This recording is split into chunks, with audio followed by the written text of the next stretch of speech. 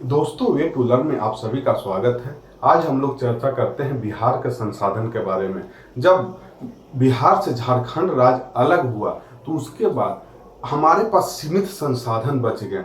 तो सीमित संसाधन में ही हम बिहार को कैसे डेवलप कर सकते हैं, या बिहार को कैसे हम विकास के पटरी पर ला सकते हैं, या बिहार को कैसे विकास किया जा सकता है, इस पे हम लोग आज चर्चा करेंगे। और बिहार के पास मौजूदा क्या क्या संसाधन है जिसके माध्यम से हम बिहार में विकास कर सकते हैं। तो सबसे पहले तो एक छोटी सी भूमिका पर नजर हम लोग डालें कि जब बिहार से झारखंड राज्य अलग हुआ तो टोटल भूभाग का 54% भाग बिहार के पास रह गया, जबकि 46% जो भूभाग था वो झारखंड के पास रह गया।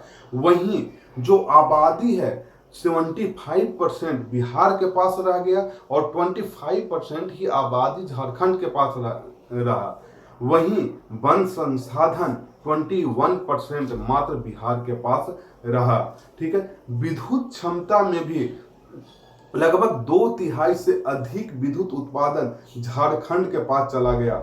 और वहीं खनिज संपादन या खनिज संसाधन में तो 97% जो भाग था वो झारखंड के पास ही चला गया। मात्र 2 से 3% भाग ही खनिज संसाधन में बिहार के पास रह गया।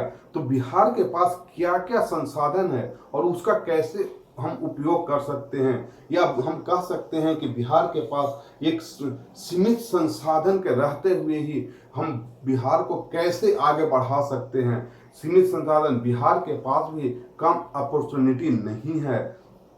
एक तरह से देखा जाए तो बिहार के पास डेंसिटी में सबसे अधिक है, यानी पॉपुलेशन यहाँ पे देखिएगा 1106 व्यक्ति प्रति वर्ग किलोमीटर में फैला हुआ है। इससे हम कह सकते हैं कि बिहार में सस्ता श्रम और एक ज्ञान से भरा युवा वर्ग हमारी ताकत है। ठीक है। तो सबसे ज्यादा तो हो गया, एक सस्ता श्रम बिहार में मजबूत है और ज्ञान से भरा एक युवा वर्ग हमारी ताकत है। सिर्फ और सिर्फ विदोहन के लिए, जो खनिज संसाधन है उसके विदोहन के लिए एक प्रभावशाली नीति होनी चाहिए और एक पर्याप्त निवेश की जरूरत है। जो यहाँ के वर्तमान सरकार निवेश पे भी ज्यादा ध्यान दे रही है और विदोहन के लिए एक प्रभावशाली नीति, सस्ता श्रम, कुशल श्रमिक का भी यहाँ पे टेक्निकल इंस्टीट्यूट, कॉलेज खोले जा रहे हैं और बहुत सारे पूंजीपतियों के यहाँ आकर्षित, निवेश के लिए आकर्षित किया जा रहा है, जिससे बिहार के लोगों को विकास के पटरी पर लाया जा सके या सस्ता श्रम का उसमें उपयोग किया जा सके। ठीक है। तो हम लोग देखते हैं कि बिहार में क्या क्या संसाधन है। ठीक है। सबसे पहले तो हम लोग चर्चा करते हैं मानव संसाधन के बारे में, क्योंकि मानव संसाधन सबसे ज्यादा इंपॉर्टेंट है। मानव संसाधन किसी भी देश, किसी भी राज्य या विश्व के लिए बहुत बड़ा अपॉर्चुनिटी है। मानव संसाधन के माध्यम से भी ही किसी देश को या किसी राज्य को विकास के पटरी पर लाया जा सकता है, क्योंकि जहां सस्ते श्रमिक होंगे और जहां पे अपॉर्चुनिटी होगी वहीं पे ज्यादा विकास होगा। यहाँ देखिएगा कि जनसंख्या 10,40,99,452 है जनसंख्या बिहार की। जनसंख्या में भारत में कुल स्थान इसका तीसरा है जनसंख्या में। ठीक है। जन घनत्व वही देखिएगा तो 1106 व्यक्ति प्रति वर्ग किलोमीटर है यहाँ के जन घनत्व। वहीं भारत के कुल जनसंख्या का 8.60% है। ठीक है। देखिए, कार्यशील जनसंख्या जो भारत में एक बिहार में है 61.5% है, यानी जो बिहार में कार्यशील जनसंख्या, सबसे ज्यादा कार्यशील जनसंख्या 61.5%, जो यहाँ के मानव संसाधन के रूप में इसको देखा जाना चाहिए। ये माइनस पॉइंट, यहाँ कभी भी कहीं की जनसंख्या माइनस पॉइंट नहीं हो सकती है। यहाँ के प्लस पॉइंट के रूप में मानव संसाधन को देखा जाना चाहिए, क्योंकि कार्यशील जनसंख्या, काम करने वाला 61.5% है। सिर्फ और सिर्फ यहाँ पे क्या है, एक औद्योगिक क्षेत्र या यहाँ निवेश की जरूरत है, जो कार्यशील जनसंख्या अपने समझिए कि सस्ता श्रम दे करके और जो कार्यशील जनसंख्या युवा वर्ग है वही एक ताकत के रूप में बिहार में उभरे। ठीक है, तो ये हो गया मानव संसाधन के रूप में, संसाधन सबसे बड़ा है। नेक्स्ट देखेंगे कृषि संसाधन। लगभग 75% लोग कृषि एवं कृषि कार्य से संबंधित उद्योग से जुड़े हुए हैं बिहार में। तो 75% बहुत ज्यादा होता है। ठीक है, यही जीएसडीपी यानी जीएसडीपी में योगदान 19.3% है बिहार के जीएसडीपी में कृषि का। तो कृषि से संबंधित जितना भी उद्योग हुए, जैसे एमएसएमई उद्योग, जूट उद्योग, या तो कह सकते हैं छोटा मोटा जितने भी उद्योग हो गए, उसके लिए कच्चे संसाधन के रूप में बिहार के पास बहुत बड़ी क्षमता है। वही कच्चे संसाधन के रूप में उपयोग कर करके हम कृषि को बढ़ावा दे सकते हैं। ये एक संसाधन के रूप में उपयोग हो सकता है। कृषि में भी लोगों को रोजगार दिया जा सकता है। ठीक है, नेक्स्ट देखेंगे हम जल संसाधन। जल संसाधन भी यहाँ सबसे बड़ा अपॉर्चुनिटी है। उत्तरी बिहार में देखिएगा कि नदियों की बहुलता है, जैसे कोसी, गंडक, बूढ़ी गंडक, बागमती, महानदी आदि नदियों की वहां पे पर्याप्त है। वहीं दक्षिण बिहार से जो गंगा में मिलने वाली नदी है, सोन, फल्गु, कर्मनाशा, पुनपुन आदि। आप देखोगे दो नॉर्थ बिहार और साउथ बिहार के बीचों बीच में गंगा नदी है, जो एक सबसे समझिए कि जलोढ़ मिट्टी नदियां बहा करके, कहीं भी नदी के आसपास जलोढ़ मिट्टी मिलती है और जलोढ़ मिट्टी सबसे ज्यादा उपजाऊपन है। ठीक है, तो जलोढ़ मिट्टी में यहाँ पे क्या हो गया, उपजाऊपन भी हो गया और जल संसाधन को हम नदियों के संसाधन को नदियों को जोड़ करके, नदियों पर डैम बना करके, नदियों पर चेक डैम बना करके नदियों को हम इस्तेमाल, जल संसाधन को हम इस्तेमाल कर सकते हैं। आप देखते होंगे हर एक साल नॉर्थ बिहार में बाढ़, वहीं साउथ बिहार में सूखा पड़ता है।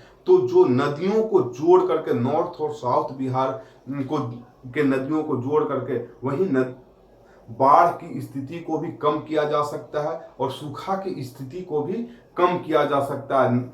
और वहीं क्या किया जा सकता है कि डैम बना करके वहां पन बिजली का भी इस्तेमाल किया जा सकता है, पन बिजली भी उत्पादन किया जा सकता है। तो ये जल संसाधन के रूप में बहुत बड़ा यहाँ पे अपॉर्चुनिटी है।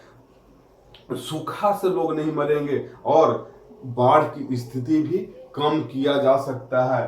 ठीक है, वहीं आप देखिएगा उद्योग संसाधन, उद्योग का लगभग 20% बिहार के जीडीपी में योगदान है। कृषि आधारित उद्योग आप देखिएगा चीनी, जूट, चाय, तंबाकू, डेयरी, खाद्य प्रसंस्करण आदि हैं।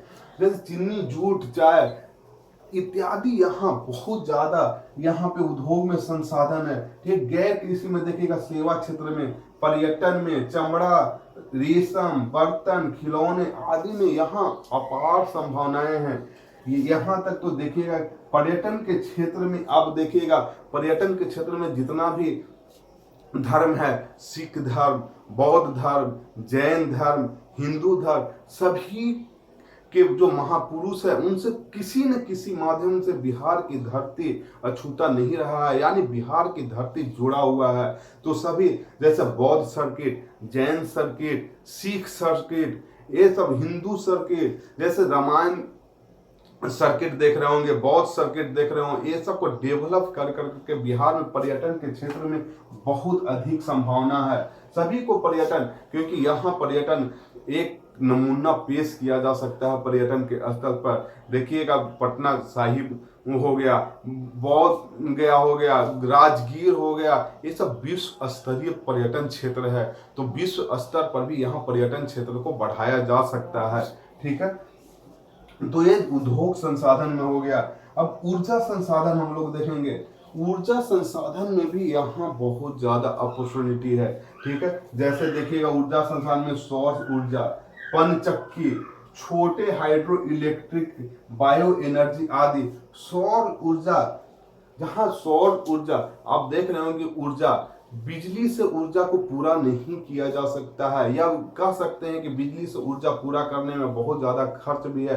तो वहीं सौर यहाँ कर्क रेखा के नजदीक है, लगभग 8 से 9 महीना यहाँ सूरज की रोशनी जो है वो सीधा सीधा पड़ता है, जिससे सूरज की रोशनी से सौर ऊर्जा का उत्पादन किया जा सकता है। और यहाँ के सरकार यानी बिहार सरकार सौर ऊर्जा पर बहुत ज्यादा जोर भी दे रही है, सब्सिडी भी दे रही है पंपिंग सेट लगाने के लिए, यानी सौर ऊर्जा से चलने वाला पंपिंग सेट लगाने के लिए सब्सिडी दिया जा रहा है। छतों पे लगाने के लिए सौर पैनल के लिए आपको सब्सिडी दिया जा रहा है। तो ये सब चीजें सौर ऊर्जा यानी ऊर्जा संसाधन में सौर ऊर्जा बहुत ज्यादा संभावनाएं हैं। पंचक्की, छोटे हाइड्रो इलेक्ट्रिक, वहीं बायो एनर्जी आप देखते होंगे कि बायो एनर्जी यानी गाय या भैंस डेयरी प्रसंस्करण में भी बिहार बहुत आगे है, तो उसका गोबर इस्तेमाल कर करके बायो पर्सन एनर्जी उत्पादन किया जा सकता है। ठीक है। वन संसाधन, वन संसाधन बिहार में देखिएगा, वन संसाधन हालांकि वन बहुत कम है, लेकिन वन संसाधन के माध्यम से ही बिहार को संसाधन को आगे बढ़ाया जा सकता है। जैसे कुल वन क्षेत्र 7299 वर्ग किलोमीटर है, वहीं 7.75% वन क्षेत्र है। प्रतिशत में देखा जाए तो प्रति व्यक्ति जो वन है 0.01 हेक्टेयर है। ठीक है। तो वन को भी उद्योग के रूप में देखा जा सकता है, वन को विस्तार किया जा सकता है। जैसे साउथ बिहार में देखिए पहाड़ी क्षेत्र है, नॉर्थ बिहार में भी आपको वन क्षेत्र बढ़ाया जा सकता है। तो पहाड़ी क्षेत्र में वन क्षेत्र को लगाया जा सकता है, जबकि वन जो है 7.75% बहुत कम है, जो लगभग पूरे भूभाग का 33% वन क्षेत्र होना चाहिए। वन क्षेत्र से कागज उद्योग को आपको विकास किया जा सकता है, जो अभी बिहार के लगभग सभी कागज उद्योग और चीनी मिले रुग्ण अवस्था में है, जिनको विकसित किया जा सकता है, उद्योग में लाया जा सकता है। लास्ट हम लोग देखेंगे खनिज संसाधन। खनिज संसाधन आप देख रहे होंगे कि झारखंड को अलग हो जाने के बाद क्या हुआ कि मैक्सिमम जो खनिज था, लगभग 97% खनिज संसाधन क्या हुआ कि झारखंड के पास चला गया। और झारखंड के पास जाने से लोग ये समझने लगे कि बिहार के पास वन संसाधन कम है, अपॉर्चुनिटी कम है। लेकिन बिहार के पास भी खनिज संसाधन की कमी नहीं है। ठीक है। खनिज संसाधन हालांकि ये कहा जा सकता है कि जो भी खनिज है पहाड़ी या पठारी क्षेत्रों में ही पाया जाता है। नॉर्थ बिहार में आप देखिएगा शिवालिक की पहाड़ी आता है, या हिमालय से सटे हुए पहाड़ है। तराई क्षेत्र में भी वहां पे खनिज संसाधन उतना नहीं है। ठीक है। तो मेन खनिज संसाधन प्रायद्वीपीय भाग के पठारी जो भाग है, झारखंड दक्षिण भाग में, बिहार के दक्षिण भाग में आपका झारखंड हो गया। झारखंड आपको छोटा नागपुर के पठारी क्षेत्र यहीं पे पाया जाता है, और छोटा नागपुर के पठारी क्षेत्र को रूट प्रदेश बोला जाता है। रूट प्रदेश यानी वहां पे खनिज संपदा की भंडार है। तो जो भी छोटा नागपुर के रूट प्रदेश से सटे हुए आप देखिएगा कि मैक्सिमम जितना भी खनिज संसाधन है वो झारखंड से जो भी सटा हुआ क्षेत्र है, यानी छोटा नागपुर के पठार से जितना सटा हुआ बिहार के राज्य डिस्ट्रिक्ट हैं, उसी में खनिज अधिक पाया जाता है। ठीक है। नॉर्थ बिहार में बहुत कम खनिज संपदा पाया जाता है। नॉर्थ बिहार में सोना और बारूद पाया जाता है सिर्फ, जबकि साउथ बिहार में देखिएगा कि जिला जो भी झारखंड क्षेत्र से या छोटा नागपुर के पठार से सटे हुए हैं, क्योंकि जितना भी खनिज संसाधन है मैक्सिमम ये पहाड़ी या पठारी क्षेत्र में ही मिलते हैं। ठीक है।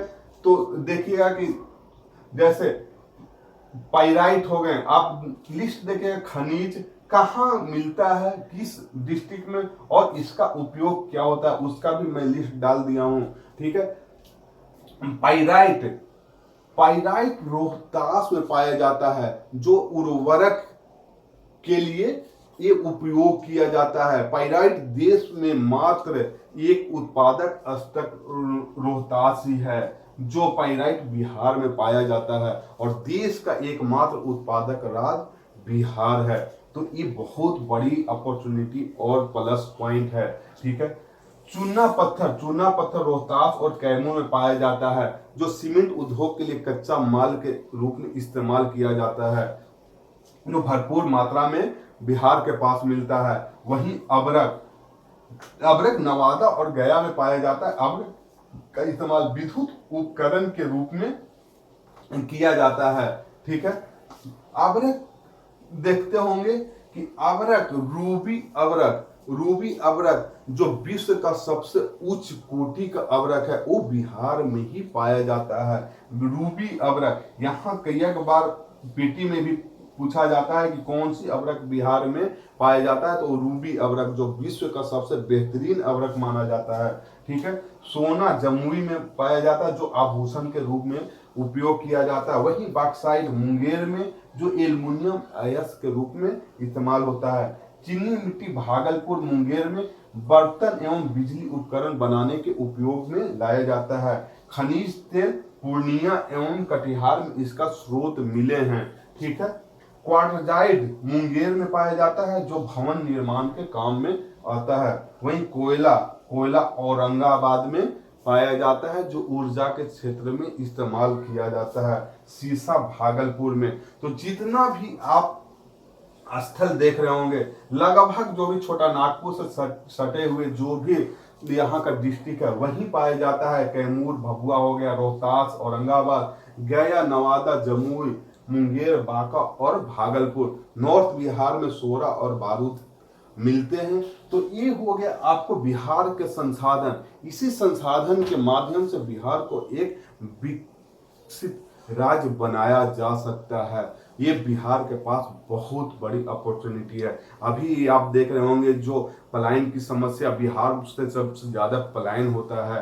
तो पलायन ये श्रम को बिहार में ही इस्तेमाल किया जा सकता है, और बिहार में इस्तेमाल करके उद्योगों में इस्तेमाल करके, कृषि में इस्तेमाल करके, पर्यटन क्षेत्र में रोजगार दे करके बहुत अच्छा इस्तेमाल, लोग बाहर पलायन भी नहीं करेंगे और अपने ही राज्य में उनको और अपने ही डिस्ट्रिक्ट में उनको रोजगार भी मिल जाएगा।